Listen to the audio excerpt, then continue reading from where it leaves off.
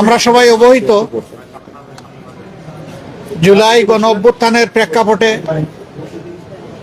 ধারাবাহিক প্রক্রিয়ার মধ্য দিয়ে এ মাসের 12 তারিখ যে নির্বাচন অনুষ্ঠিত হয়েছে, একই সাথে জাতীয় সংসদের নির্বাচন এবং গণভোট অনুষ্ঠিত হয়েছে। এই নির্বাচনে জাতি আশা করেছিল দেশের মানুষ নিঃসংকোচে স্বাচ্ছন্দ্যে উৎসবমুখর পরিবেশে তাদের ভোটের আমানতটাকে তারা প্রয়োগ করবে। দুঃখের বিষয় যে এটা পুরোপুরি প্রত্যাশা পূরণ হয়নি। বেশ কিছু জায়গায় অনেক সমস্যা হয়েছে, আপনারা জানেন, ওইদিকে আজকে আমরা যাচ্ছি না। আজকে ছিল নির্বাচিত জনপ্রতিনিধিদের শপথের দিন। আমাদেরকে চিঠি দেওয়া হয়েছিল গতকাল গভীর রাতে, যেটা আমাদের জন্য কিছুটা অস্বস্তিদায়ক ছিল। তারপরে আমাদের নাগরিক দায়িত্ব হিসাবে দেশবাসীর প্রতি সম্মান রেখে আমরা এসেছিলাম শপথ নিতে। ইতিপূর্বে বেশিরভাগ ক্ষেত্রেই আমরা লক্ষ্য করেছি একই দিনে একই সময়ে শপথ অনুষ্ঠান অনুষ্ঠিত হতো। এবারে বোধহয় আপনারা তার ব্যতিক্রম লক্ষ্য করেছেন। সরকারি দল আমাদের আগে তারা শপথ নিয়েছেন। আমাদেরকে সংসদ সচিবালয় থেকে যে পত্র বা চিঠি দাওয়াতনামা দেওয়া হয়েছিল, সেখানে 2টি শপথের কথা উল্লেখ ছিল। বলা হয়েছিল সংসদ সদস্য হিসাবে আমরা প্রথমে শপথ নিব, একটা সাদা ফর্ম আমাদেরকে বিলি করা হবে, প্রয়োজনীয় লেখাজোখা শেষ করে আমরা সেটা জমা দেব। আরেকটা শপথ হবে জুলাই চার্টার এবং গণভোটের যে প্রজ্ঞাপন হয়েছিল তার ভিত্তিতে সেই শপথটা গণভোটের শপথ, সংস্কারের শপথ। এইখানে সংস্কার পরিষদ সদস্য হিসাবে আমরা আরেকটা শপথ নেব। আমরা হলে প্রবেশ করার পরে সংসদ সচিব আমাদেরকে জিজ্ঞেস করলেন যে স্যার, সকালবেলা সরকারি দল তারা শপথ নিয়েছেন, তারা শুধু সংসদ সদস্য হিসাবে শপথ নিয়েছেন, আপনারা কি করবেন? আমরা তখন বললাম যে আমরা 2টিরই শপথ নিতে এখানে এসেছি। আমাদের তো গভীর রাতে আপনারা দাওয়াতনামা পাঠিয়েছেন, তারপরে আমাদের কোনো কনসার্ন থাকলে আগেই আমরা জানাতাম। আমরা কেন 2টা শপথ নিলাম, ওনারা কেন একটা নিলেন? ওনারা কেন নিলেন তার ব্যাখ্যা ওনারা দিয়েছেন। আমরা যে ব্যাখ্যাটা দিতে চাই, আমরা মনে করি যে 26-এ কোনো নির্বাচন হওয়ার কথাই ছিল না। এই 26 সালের নির্বাচনটা হয়েছে 24-এর গণ অভ্যুত্থানের কারণে। আমরা গভীর শ্রদ্ধার সাথে যাদের কারণে আজকের এই নির্বাচন, আজকের এই সংসদ, আমি তাদেরকে স্মরণ করছি, যারা জীবন দিয়ে দুনিয়া থেকে বিদায় নিয়েছেন। আল্লাহ তাদেরকে শহীদ হিসাবে কবুল করুন। যারা লড়াই করে আহত হয়েছেন, পঙ্গু হয়েছেন, তাদের প্রতি আমাদের গভীর সমবেদনা। আল্লাহ তাআলা তাদেরকে সুস্থতার নিয়ামত দান করুন। আর নির্বিশেষে গোটা দেশবাসী ফ্যাসিবাদের বিরুদ্ধে সেদিন লড়াই করেছিল, আমরা তাদের প্রতি গভীর কৃতজ্ঞতা প্রকাশ করছি। সম্মানিত সাংবাদিক বন্ধুগণ, আমরা আজকে হয়তো শপথ নিতে ভিন্ন চিন্তা করতে পারতাম, কারণ জুলাইয়ের আকাঙ্ক্ষা এবং গণভোটের রায়, এই 2টার প্রতি সম্মান দেখানো রাজনৈতিক দল হিসাবে আমাদের পবিত্র দায়িত্ব আমরা গণ্য করেছি। আমরা গণভোটের রায়কে সম্মান করেছি, জুলাইয়ের আকাঙ্ক্ষাকে সম্মান করেছি, যারা আমাদেরকে ভোট দিয়েছেন তাদেরকে সম্মান করেছি, এবং আমরা একমত হয়েছি যে এই শপথ নেওয়া আমাদের কর্তব্য। তবে আমরা মনে করি সরকারি দল শপথ না নিয়ে তারা জুলাইকে উপেক্ষা এবং অবজ্ঞা করেছেন। এতে জন আকাঙ্ক্ষার বিপরীতে তাদের অবস্থান বলে আমরা মনে করি। সংস্কারের বিপরীতে তাদের এই অবস্থান স্পষ্ট। যদিও তারা ব্যাখ্যায় বলেছেন যে সংসদ বসে তারপরে প্রভিশন ক্রিয়েট করে এটা তারা দেখবেন, আমরা এটা দ্রুত দেখতে চাই। যদি তারা জুলাইকে সম্মান করেন, যদি সংস্কারকে তারা ধারণ করেন, যদি আজকে যিনি প্রধানমন্ত্রী শপথ নেবেন তিনি নিজেও নির্বাচনী ক্যাম্পেইনে গিয়ে বলেছেন যে আপনারা গণভোটে হা বলুন, যদি এর প্রতি তারা শ্রদ্ধাশীল হন, আমরা মনে করি তারা ওই শপথটাও নেবেন। কার কাছে শপথ নেবেন সে দাবি আমরা করব না। ওনাদের পছন্দ মতো অ্যাপ্রোপ্রিয়েট অথরিটির কাছে ওনারা নিতে পারেন, আমাদের কোনো অসুবিধা নেই। কিন্তু আমরা দেখতে চাই জুলাই সম্মানিত হয়েছে এবং জুলাই স্বীকৃত হয়েছে। জুলাইকে অসম্মান অশ্রদ্ধা করে স্বীকৃতি না দিয়ে 26-এর এই পার্লামেন্ট নিশ্চয়ই কোনো গৌরবের আসনে বসতে পারবে না। আমরা আশা করেছিলাম তারাও শপথ নেবেন দুইটা, আমরাও নিব দুইটা সকালবেলা। তারপরে তারা আমাদেরকে অথরিটির পক্ষ থেকে দাওয়াত করেছিলেন বিকালের অধিবেশনে, যেখানে মন্ত্রী পরিষদের শপথ হবে, সেখানে অংশগ্রহণ করার জন্য। আমরা প্রত্যেকে 3টা করে কার্ডও পেয়েছিলাম, মানসিক প্রস্তুতি আমাদের ছিল, কিন্তু আমরা এসে ধাক্কা খেয়েছি। আমরা আমাদের জুলাই শহীদদেরকে অশ্রদ্ধা করতে পারি না, জুলাই যোদ্ধাদেরকেও আমরা অশ্রদ্ধা করতে পারি না। যার কারণে আমাদের শত ইচ্ছা থাকা সত্ত্বেও বিকালের এই শপথ অনুষ্ঠানে আমরা যে অংশগ্রহণ করতে পারলাম না, আমাদের একটা আফসোসের জায়গা থেকে গেল। আমরা স্বাচ্ছন্দ্যে যেতে পারতাম যদি আমাদের মতো তারাও 2টা শপথ নিতেন, তাহলে আমাদের কোনো ধরনের কোনো আপত্তির জায়গা থাকতো না।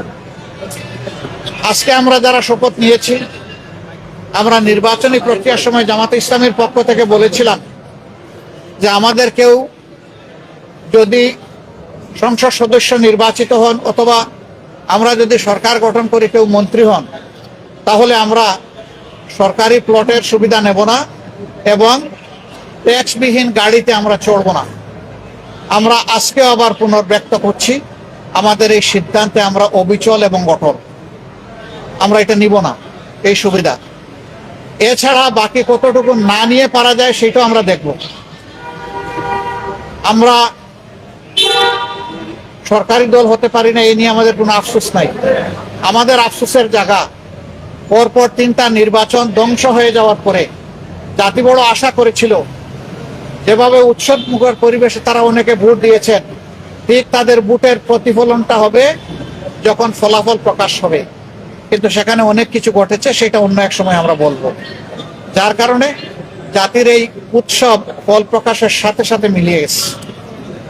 তারপরে আমাদের পক্ষ থেকে আমরা বলতে চাই, আমরা দেশকে ভালোবাসি। দেশ এবং জনগণের ভালোর জন্য সরকারও যদি কোনো উদ্যোগ নেয়, আমাদের সমর্থন তারা পাবে না। কিন্তু যদি আমরা দেশ এবং জনগণের স্বার্থের বিপক্ষে কিছু দেখি, তাহলে আমরা জনগণের হয়ে এই জনস্বার্থ বিরোধী কাজের বিরুদ্ধে আমরা লড়াই করব, আমরা প্রতিরোধ গড়ে তুলব ইনশাআল্লাহ। এবং সেটা জনগণের জন্য, জনগণকে সাথে নিয়ে। আমাদের এই ক্ষেত্রে নীতিমালা একেবারেই স্পষ্ট, তাওয়ানু আলাল বিররি ওয়াত তাকওয়া ওয়ালা তাওয়ানু আলাল ইসমি ওয়াল উদওয়ান। আমরা ভালো কাজের সবগুলাতে সমর্থন করব, কিন্তু যদি জনস্বার্থ বিঘ্নকারী কিছু হয়, আমরাই সবার আগে প্রতিবাদ এবং ক্ষেত্র বিশেষে প্রতিরোধ গড়ে তুলব ইনশাআল্লাহ। আমরা দেশকে ভালোবাসি, এদেশের মানুষকে ভালোবাসি। আমরা এই শপথ না নিলেও পারতাম, অনেক কিছু হয়েছে আমাদের সাথে। কিন্তু আমরা চাই ক্রমান্বয়ে গণতন্ত্র তার প্রাতিষ্ঠানিক রূপ পাক, এই রূপে ফিরে আসতেই হবে, এর কোনো বিকল্প নেই। এই জন্য আমরা শত কষ্ট থাকা সত্ত্বেও আমরা সংসদে অংশগ্রহণ করছি এবং ইনশাল্লাহ আপনারা দোয়া করবেন আমরা যেন দেশ জাতির পক্ষে ভূমিকা রাখতে পারি। আমাদের নীতিমালার মাঝে দেশের ভিতরে আমরা চাই প্রত্যেকটি নাগরিক যেন তার নিরাপত্তা নিশ্চিত পায়, দেখতে পায়। মানুষের অর্থনৈতিক মুক্তি যেন আসে, যুবকদের বেকারত্ব যেন দূর হয়, কর্মসংস্থান যেন তৈরি হয় এবং মর্যাদাশীল একটি দেশ হিসাবে পররাষ্ট্র নীতি যেন আমরা নিজেরটা নিজেই আমরা গড়ে তুলতে পারি।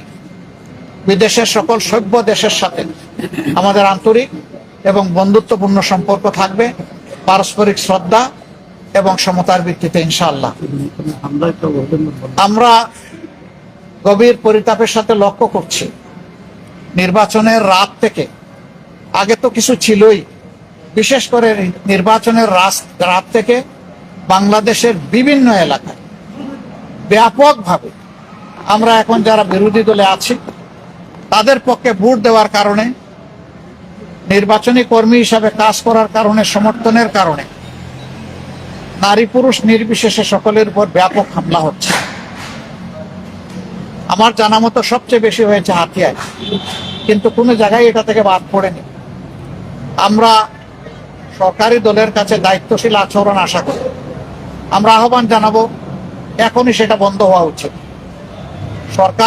সরকারের জন্য নয়, দলের জন্য নয়, সরকার জনগণের জন্য। এবং আমরা দেখতে চাই যে এই ব্যাপারে দৃশ্যমান পদক্ষেপ তারা নিয়েছেন, এই অবনতিশীল পরিস্থিতির উন্নতি হয়েছে। তারা যদি কোনো ইতিবাচক উদ্যোগ নেন, আমাদের অকুণ্ঠ সমর্থন এবং সহযোগিতা পাবেন। কিন্তু আমরা বলবো যে যদি এই ধরনের কাজ অব্যাহত থাকে, আমরা জনগণের পাশে দাঁড়াবো, একেবারে ফার্ম হয়ে দাঁড়াবো। এখানে আমরা কোনো কম্প্রোমাইজ করব না, কারণ আমরা দীর্ঘ রাস্তা স্বৈরাচারের বিরুদ্ধে লড়াই করে এই জায়গায় এসেছি। বিশেষ করে আমাদের যুব সমাজ, তারা যে ঐতিহাসিক ভূমিকা পালন করেছে, সেই যুব সমাজ এখনো বাংলাদেশে আছে। আমরা সেই যুব সমাজের প্রত্যাশা পূরণে অঙ্গীকারবদ্ধ। তারা যে সমতা এবং বৈষম্যহীন ন্যায় বিচার ভিত্তিক সমাজ চেয়েছিল, সেই সমাজ গঠনে আমরা কারো সাথে কোনোভাবেই আপোষ করব না। এ সমাজ গঠন করতেই হবে। যতক্ষণ পর্যন্ত এই লক্ষ্য অর্জিত না হবে, আমাদের লড়াই ততক্ষণ পর্যন্ত চলবে। চলবে সংসদে, চলবে রাজপথে, এবং চলবে প্রয়োজনে আইনি ময়দানে। সব জায়গায় আমরা লড়াই অব্যাহত রাখবো ইনশাআল্লাহ। আপনারা দোয়া করবেন, পাশে থাকবেন। আমরা সবাই মিলে দেশবাসীর বুকে ধারণ করে সামনে এগিয়ে যাব। আমাদের কাছে দল বড় নয়, ব্যক্তিও বড় নয়। আমরা আমাদের বিদেশি বন্ধুদেরকে অনুরোধ করব, আমাদের দেশের সাথে, দেশের মানুষের সাথে আপনারা সম্পর্ক বৃদ্ধি করবেন। এখানে আপনারা যদি বিনিয়োগ করেন, আমাদের যুবকরা কর্মসংস্থানের সুযোগ পেয়ে যাবে। আমরা এটাকে ওয়েলকাম করব বিরোধী দল হিসাবে। আমরা চাই আমাদের দেশ এগিয়ে যাক। আমরা চাই না দেশ কোনো অন্ধকার করতে, চূড়াবালিতে হামাগুড়ি খাক, এটা আমরা চাই না। আপনাদের সবাইকে ধন্যবাদ। কেন এই প্রশ্ন করছেন কেন? এটা আমি ক্লিয়ার করেছি। দ্বিতীয় প্রশ্ন হলো যে অন্তর্বর্তী সরকারের যে উপদেষ্টা খলিলুর রহমান বর্তমান সরকারের মন্ত্রী হিসেবে যাচ্ছেন, এই বিষয়ে আপনাদের দেখেন, এটা তো সরকারি দল তাদের চয়েসের মানুষ নিয়েছে, তবে আমরা এটাকে ফেয়ার মনে করি না। যারা ইন্টারিম গভর্নমেন্টের পার্ট ছিলেন, তারা আবার একটা রাজনৈতিক গভর্নমেন্টের অংশ হবেন, তাহলে তারা কতটা নিরপেক্ষ ছিলেন না, সেই জায়গায় প্রশ্ন উঠতেই পারে। আমরা এটাকে খুব বেশি আমরা ফেয়ার মনে করি। জনাব নাহিদ ইসলাম, আপনি যদি একটু বলেন যে এই সরকারি দলের সংবিধান সংস্কার পরিষদের শপথ না নেয়া, এটা কিভাবে আপনি দেখছেন? আসসালামু আলাইকুম।